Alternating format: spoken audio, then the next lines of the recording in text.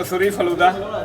सबसे पहले जो इसका जो मेन है ये जी सेमिया, ओके, इसका तुख्म लगा, इसका जो मेन इलायची एंड बादाम का सिरप।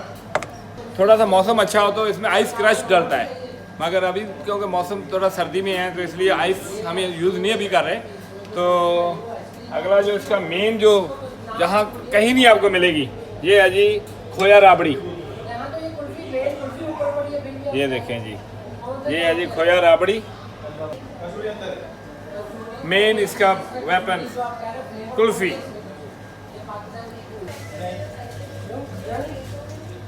पिस्ताशो, ये क्या है? कुल्फी फलूदा। फ्लेवर के लिए थोड़ा सा इलायची, प्योर कसूरी फलूदा आपको सिडनी में मिल रहा है। यहाँ हमने फर्स्ट टाइम इंट्रोड्यूस कराया है और लोगों ने बड़ा ही पसंद किया है। टेस्ट के बाद आपको पता चलेगा कि सिडनी में आपको प्योर कसूरी फलूदा मिल रहा है जी।